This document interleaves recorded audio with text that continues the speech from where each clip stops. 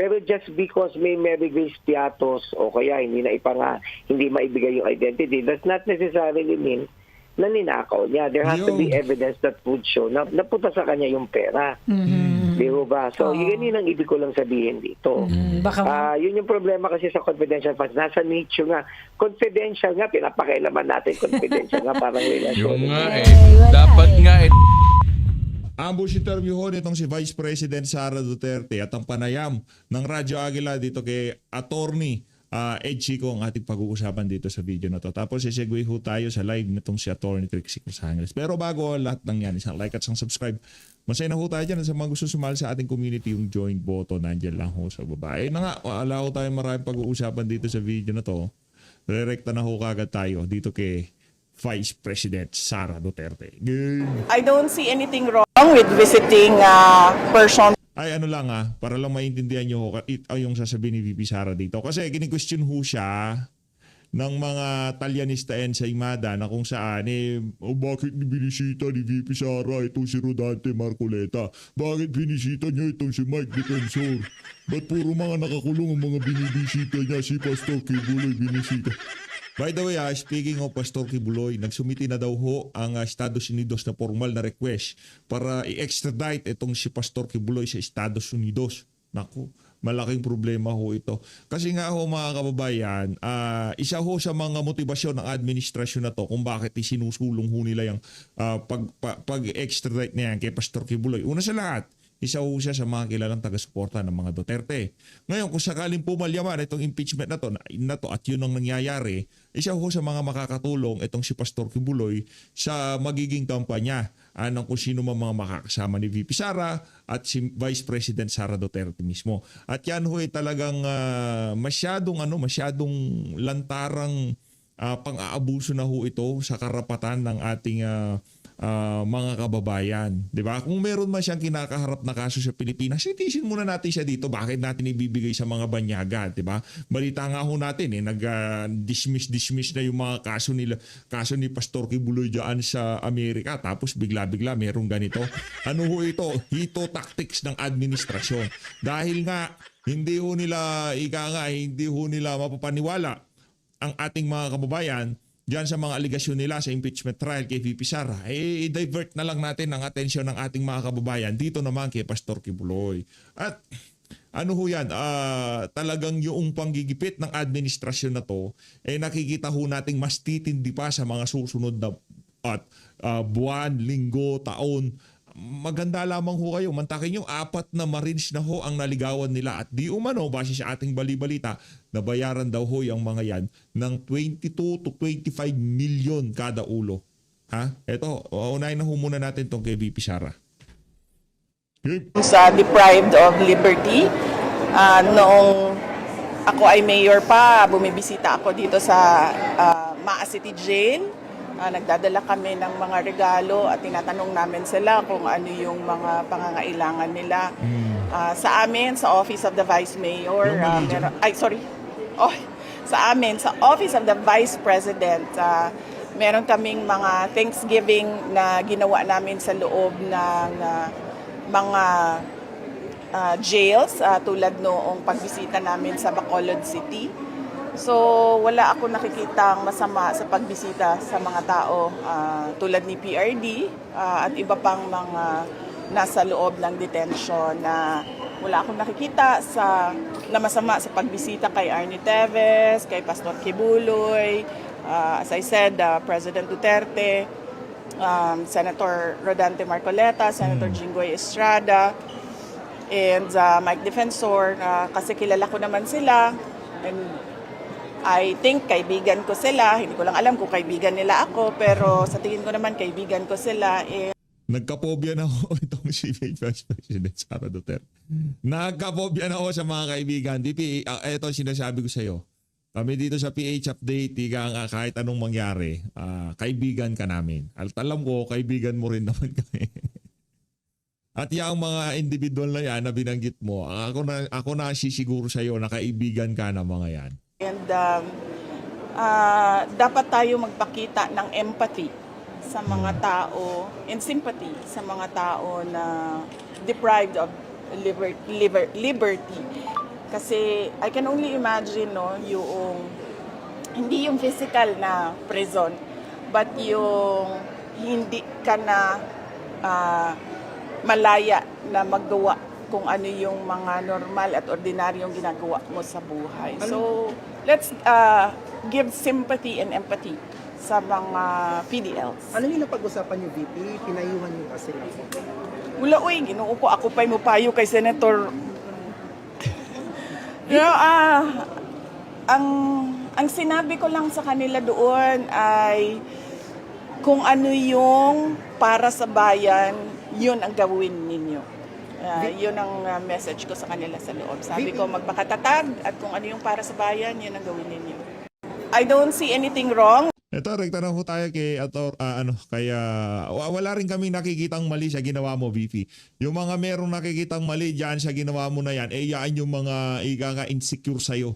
Di ba? Natatakot ho sila sa 2022 ng mga to, masyadong mga praning. Huwag kayo masyadong mga praning, di ba? Si VP Sara, na yan, sure ball na yan. Sa 2028, magiging presidente yan. Yan kumbaga, kay dati Pangulo Rodrigo Duterte, sino ba na makakaisip na mananalo siya, di ba? Walang yan. Pag ikaw nakatakda kang maging pangulo nitong bansa na to, kahit sino pang humarang dyan, magiging presidente ka sa ayaw sa gusto mo. Pag nakatakda ka maging pangulo, magiging pangulo ka. Kahit na gamitin nila lahat ng kasamaan sa Pilipinas, magiging presidente ka. Huwag lang gugurgurin, BP. At alam ko, hindi mangyayari yan. Diba? Patuloy ho natin palalangin ang ating bansa na sa lalong madaling panahon mailagay ho ito sa tamang landas. Na kung saan ngayong mga panahon na to, kailangan ho natin yan. Rekta ho tayo dito kay Attorney Harold Chico. Pinag-usapan ho nila dito kung irregular man yan, hindi ibig sabihin napunta sa bulsa ni VP Ed Chico. Okay? Attorney Ed, kaya maraming nagagalit sa iyo di ba? Yung mga statement mo na ganyan. Hindi, yun kasi realidad. Di ba? Yun talaga, kung sakaling meron mang ginawang kabalastugan dyan sa mga pondo na yan, hindi automatiko si VP Sara may kasalanan. Kumbaga for the sake of argument. Di ba? Hindi merong nangyaring kalokohan sa mga pondo. For the sake of argument, sige, pagpalagay na natin. Na merong kabalastugan na nangyari, pero hindi otomatiko. Na si VP Sara kagad ang may kagagawa, may binulsa niya yan. Ito si Attorney Eduardo. Ano ba yung take mo ngayon sa mga witness na mga nasa palig ng prosecution? Oo nga. Well, yung mga witnesses sa panig ng prosecution kasi syempre sila po yung mga nag-evaluate o nag-audit, hindi ba? Itong paggamit ng confidential funds. Ipaliwanag natin para maintindihan ng taong bayan. Ang confidential funds po, just like any other public funds, kailangan po naliliquidate kasi.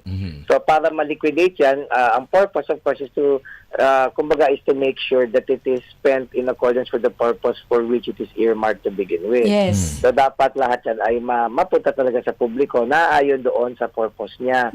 Ngayon sa pag-i-evaluate nila, syempre magsusumiti ka ng mga dokumento, yung mga resibo, mga invoices, vouchers, di ba, na yung proof na kung paano mo ginasta. Yes. O kapag hindi satisfied ang COA, mag-i-issue siya na tinatawag na audit on memorandum given the agency 15 days within which to rectify the error o kung may mga deficient na documents isabit mo.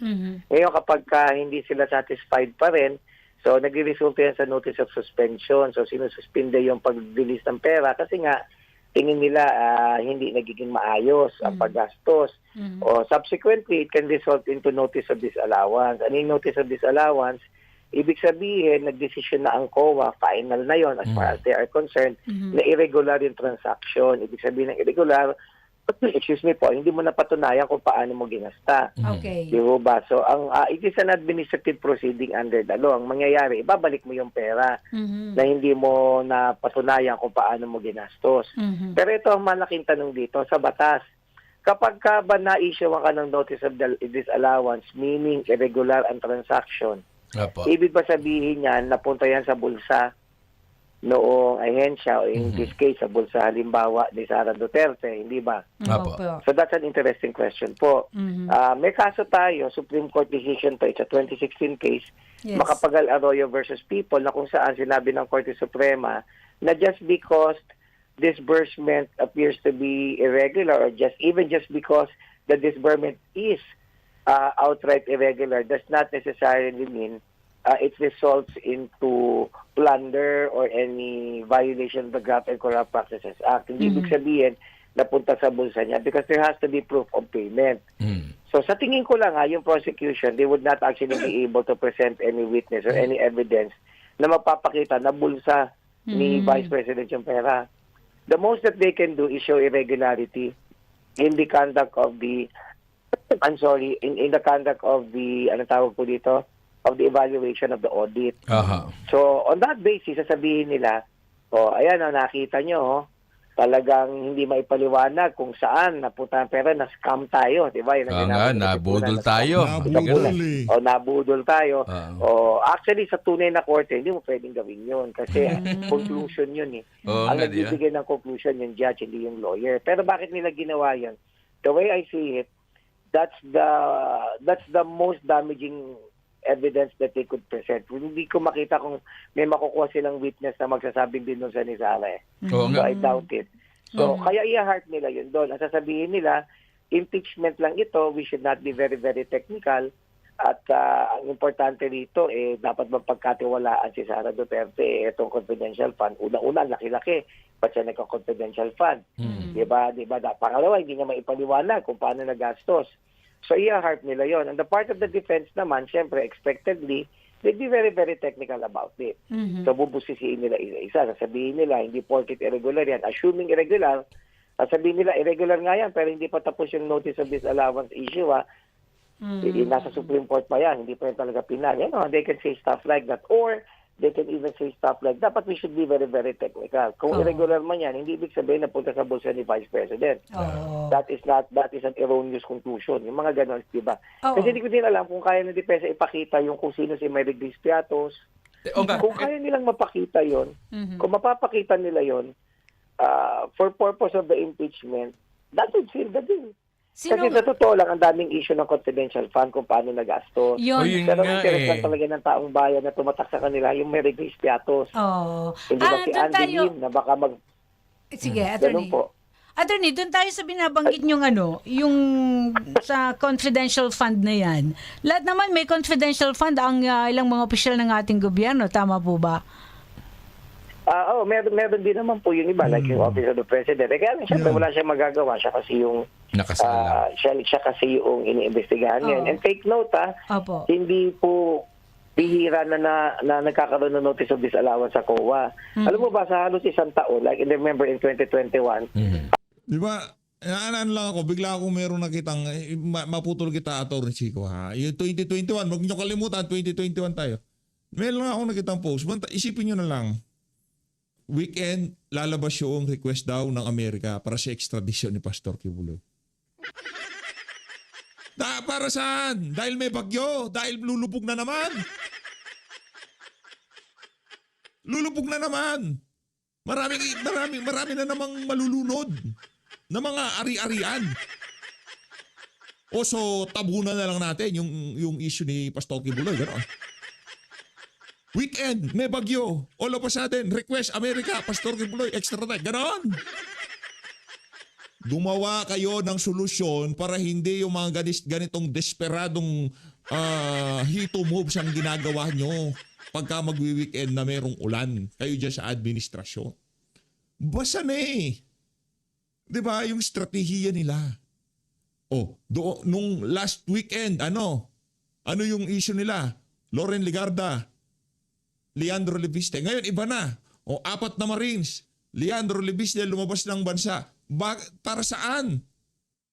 Para imbis na maging okupado itong mga mainstream media na to sa mga nangyayaring baha sa iba't ibang bahagi ng Metro Manila at mga karatig lugar na sa NCR. Saan tayo nakatutok? Extradition ni Pastor Kibuloy? Di ko sinasabing hindi importante. Ang sinasabi ko, masyadong halata pagtatakip sa kawalang aksyon ng administrasyon na to sa mga problema natin sa panahong kasulukuyan. Pasensya na, Atty. Edward, na. Kailangan ko lang ilabas yun kasi pagka hindi ko na ilabas yun, baka, di ba, mas maigi ng Ganun, lalabas na Halos kagad. 4,000 ang notices of disallowance na na-issue ng COA. So, ibig sabihin, dami, ah. baka iniisip nila si Vice President lang yung na-i-issue ng notice of disallowance. Napakadami po. Oo. Halos lahat ng ahensya mula apari hanggang hulo. Hindi nila maipaliwanag ng maayos kung paano nila naigastos yung mga pampublikong pondo. Kaya na-issue sila ng notices of disallowance. Yun nga po, I attorney. just want to clarify that. Opo. Because it gives this illusion na parang it's something that is unique to her. Hindi Oo. naman. Yung- Sa totoo lang, it is something that is a common occurrence sa COA. Yung binabanggit na confidential fund kasi, kaya nagku-curious ang marami nating mga kabayan. Ano ba yung mga nakapaloob dyan sa confidential fund na yan? Of course, alam natin, sikreto, hindi maaring ilantad. Pero sa nangyayaring impeachment trial, parang nakikinita natin kung ano yung o saan nagamit at paggagamitan itong mga confidential fund na ito, Attorney Chico. Well, ang unang-una ho kasing paliwanag po dyan, kung na-issuean man ng confidential fund si Sara Duterte, siguro for the purpose of propriety, sabihin natin hindi tama, ikaw naman ay Vice President. Pwede yan, di ba? But may issue ka ng confidential fund. But the release of the confidential fund is not illegal. Just because an amount was released to her does not necessarily mean it's wrong. Di ba? Again, sa usapin ng propriedad, pwede mong sabihin, kakailanganin mo dyan, Office of the Vice President ka. Apo. Yung mga sinundan mo, hindi naman masyadong malaki. Pero linawin ko lang, just because na-issuean siya, walang mali doon.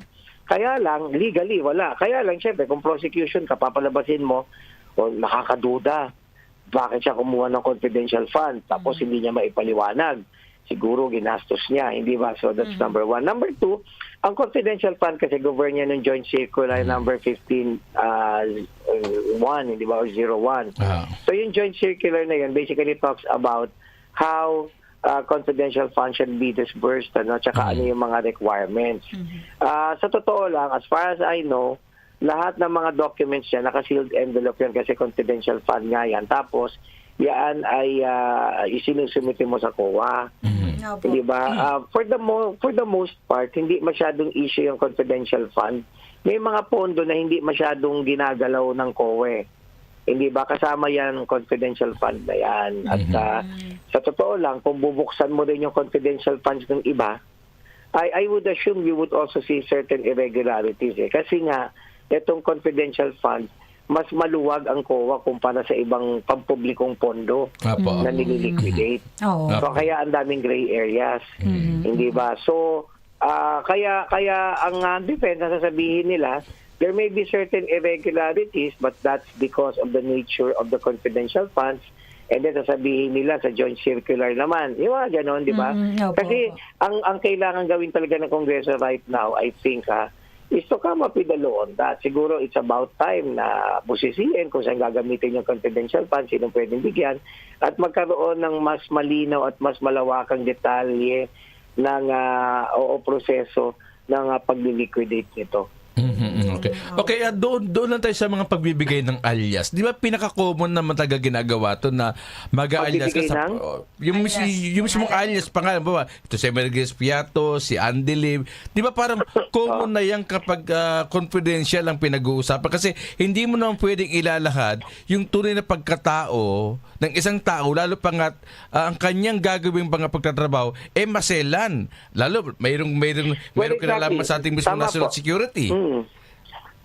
O di ba? Well, that is a valid argument. In fact, I remember nung budget deliberations ng dating ombudsman si Martires, and he was also asked about his confidential funds. So yun din ang sinabi niyang kadahilanan na there's a reason why you call it confidential funds because you cannot actually divulge the identities of certain people. So kaya ang mangyayari diyan,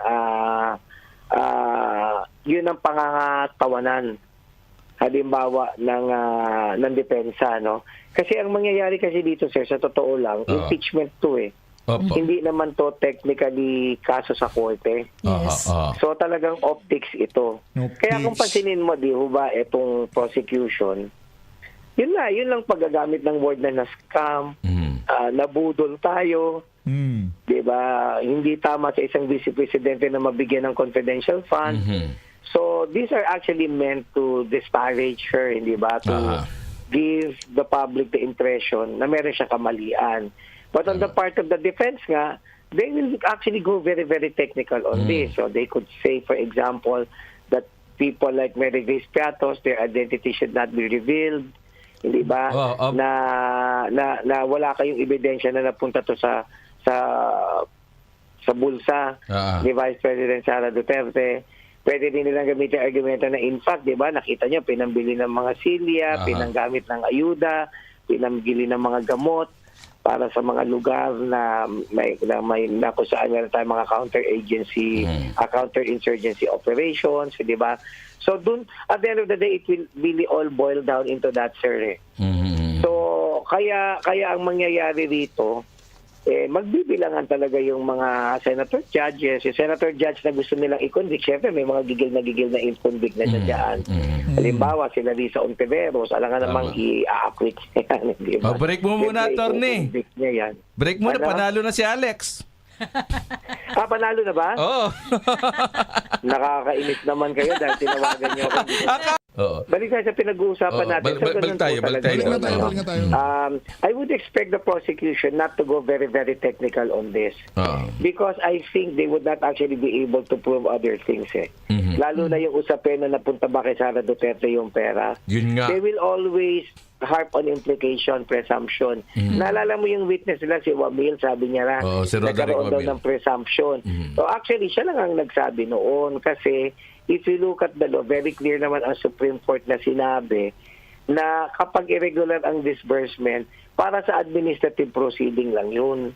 But it does not create any presumption na ninakaw niya yung pera kasi it requires other pieces of evidence. Lahat na lang ho ng abogado na non-partisan pagka sinalansan niyang mga nangyari diyan sa impeachment nung nakalipas na linggo. Ganyan ho ang kanilang kartada, ganyan ho ang kanilang pag-aanalisa.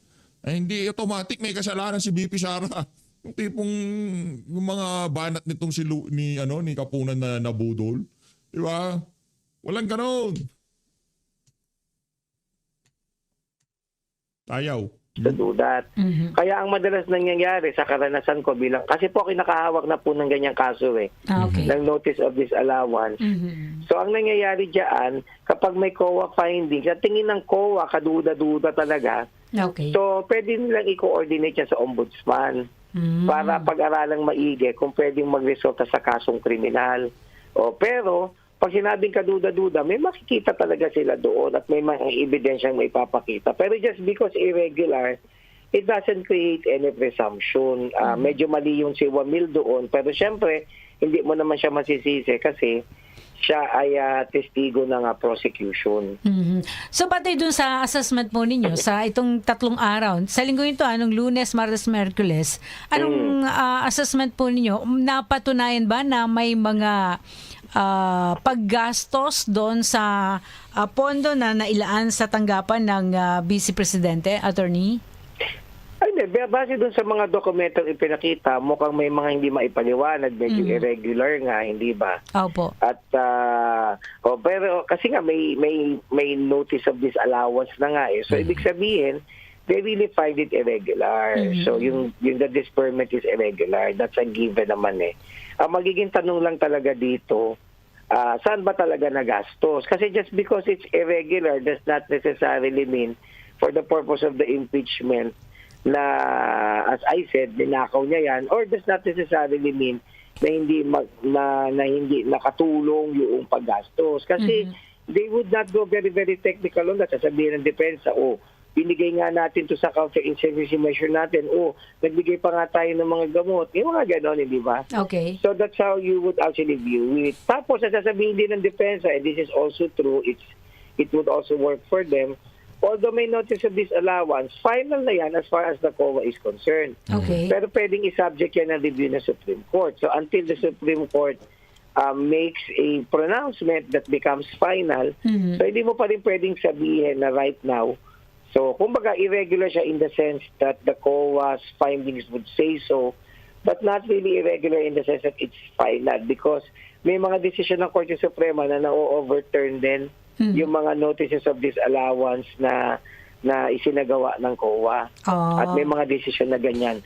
na dinesisyon nga ng pinakamataas na korte sa ating bansa. Sapat na bang batayan yun, attorney, yung mga disallowance, regular na nabanggit? Hindi, kagaya nga ng sinasabi ko, i-heart talaga yan ng prosecution. Yun ang Okay. sasabihin nila, napudol nga tayo, hindi ba?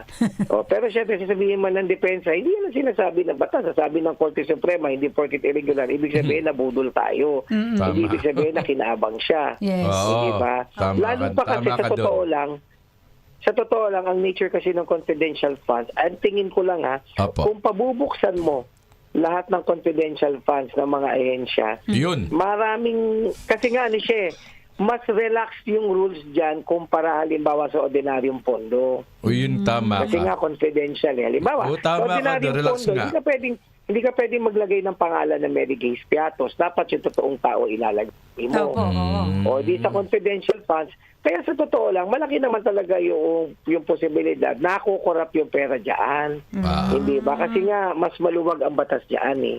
Di ba? Oo. Kaya lang, kung mag-specify ka ng kaso, hindi mo pwede sabihin ninakaw. Yan ang point. Kasi dapat may pruweba ka. Yes, so. Hindi ba? Kaya ang remedy dito, di ba kuhin mo yung batas? Hindi ba? Ayusin mo siyang maigi. Pero just because may Mary Grace Piatos o kaya hindi maibigay yung identity, does not necessarily mean na ninakaw niya. There has to be evidence that would show na napunta sa kanya yung pera. Di ba? So, yun ang ibig ko lang sabihin dito. Baka Yun yung problema kasi sa confidential funds. Nasa nature nga. Confidential nga, pinapakailaman natin confidential nga parang relasyon. Yung nga wala dapat nga tahimik tayo ng confidential nga. Baka kung Sikreto meron nga silang ibang ginagawa para sa seguridad natin Gusto ba lang may bulgar yung ating national security rito? Kaya nga yan yung gray area talaga dyan. Pero syempre, naiintindihan ko din naman yung prosecution dahil nga kung ito ay naging issue, dapat din talagang sagutin ni Vice President, lalo pat ito ay nakahain na sa impeachment court. Okay, isa lang tanong sa akin, Lai. Yung pong nakalipas, yung pong grave threat, sino pong nakapuntos doon para lang sa'yo, on your point of view? Napatunayan ba yun ng prosecution? Yung grave threat kasi, hindi pa natin malalaman kung sino nakapuntos kasi inaantay ko yung depensa, no? Kasi sa totoo lang, ang nature ng grave threat kasi, if you look at the decisions of the Supreme Court, although hindi naman grave threat yung pinaka-issue dito, again, sasabihin na naman ng prosecution, wag maging technical. But if you were to be very, very technical about it, ang grave threat kasi, kinakailangan isang elemento niyan, yung tinatawag na mens rea. Yung mens rea, yung motivation mo, yung intent mo na talagang manakot at tiyakin na siniseryoso na kalaban mo yung pananakot mo. So may isang kaso sa Korte Suprema, galit na galit siya ay nagsalita ng isang bagay that would amount to grave threat. Sabi ng Korte Suprema, hindi grave threat yun, but that's understandable. So I would assume the defense would really have to present evidence that would show na the Vice President doesn't mean it, na talagang naipit lang siya ng gusto at she was so perplexed, she was so frustrated. Yung mga gano'n, medyo nagagalit na siya. So that's how I would see it. Attorney, last point. Ito na lang. Anong take po ninyo doon naman sa issue na ibinasura ng Supreme Court yung petition para dito sa impeachment proceedings? Sa tingin ko, that is expected kasi alam mo, of more demanding concern than mere technicalities would be to see to it that justice is served, hindi ba? So hindi naman natin sinasabing guilty o hindi guilty si Sara Duterte sa impeachment, pero dahil andiyan na yan, it would leave a bad taste in the mouth kung hindi nila ipagpapatuloy. So I think the court liberally construe it in favor of upholding the impeachment proceeding because public office is public trust nga. So, pero hindi naman sinasabi ng Korte Suprema na just because dinala yung petition, hindi ibig sabihin guilty siya. Ang sinasabi lang, importante magpatuloy ito. Kasi nasimulan na. Actually, day 30 na tayo. Alam mo, attorney, may request kami sa iyo Pwede ba minsan dumalo ka dito sa estasyon para nang makasama ka namin ng live? Oo nga, attorney. Sige ho, Ayun na nga, pagka nagpunta ho si attorney dyan, abangan ho natin yan. Pag nagpunta siya dyan sa studio ng Radyo Agila. So, Luis, maraming salamat ho sa pag-support sa Page Update. Mag-ingat ho kayo lahat. At Pilipinas.